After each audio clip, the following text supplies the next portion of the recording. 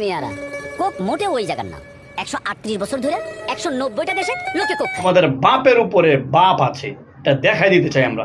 বন্ধুরা সবাইকে আসসালামু আলাইকুম, আশা করি সবাই অনেক অনেক ভালো আছেন। বন্ধুরা আপনাদের প্রতি আজকে বিশেষভাবে অনুরোধ করবো, যদি ফিলিস্তিনি মুসলিম ভাইদের প্রতি আপনার চুল পরিমাণ ভালোবাসা থাকে এই মুসলিমদের প্রতি, তাহলে অবশ্যই আজকে ভিডিওটি একটু শেয়ার করে দিবেন এবং সবার মাধ্যমে ছড়িয়ে দিবেন প্রতিবাদমূলক এই ভিডিওটি।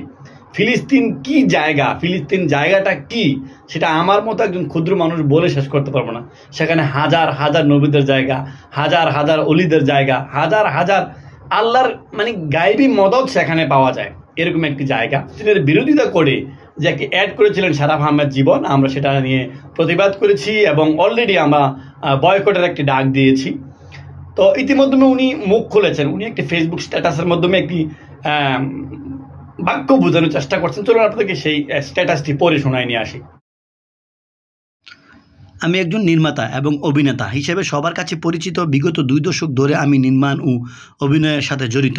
সম্প্রতি কোকা-কোলা বাংলাদেশ আমার সাথে তাদের একটি বিজ্ঞাপন নির্মাণ এবং অভিনয় করার জন্য নিয়োগ করেছিল। আমি শুধুমাত্র তাদের দেয়া তথ্য ও উপাত্তই কাজটিতে তুলে ধরেছি।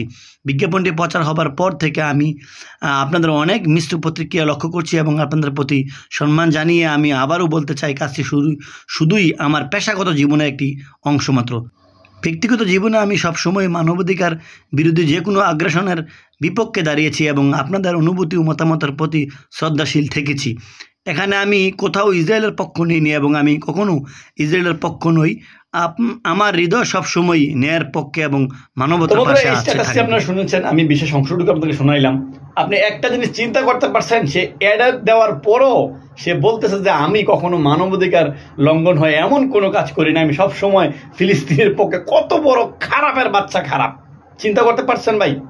এরা হচ্ছে জাতির শত্রু, এরা হচ্ছে ধর্মের শত্রু, এরা হচ্ছে দুনিয়ার শত্রু, এরা হচ্ছে দেশের শত্রু।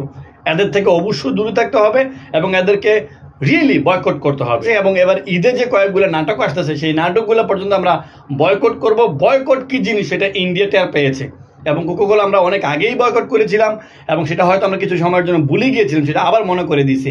ঈদকে সামনে রেখে মোটামুটি এই বয়কটের মধ্য দিয়ে আমরা কোকা-কোলাকে একটা বাঁশ দিতে চাই এবং এই ধরনের হারামির বাচ্চাদেরকে দেখাই দিতে চাই আমরা চাইলে সব কিছু করতে পারি। এই নেটিজেনরা চাইলে এবং মুসলিমরা চাইলে অনেক কিছু করতে পারি। তোমাদের বাপের উপরে বাপ আছে, এটা দেখাই দিতে চাই আমরা। সবাইকে অনুরোধ করবো ভিডিওটি বেশি বেশি শেয়ার করে প্রতিবাদে সহযোগী হন।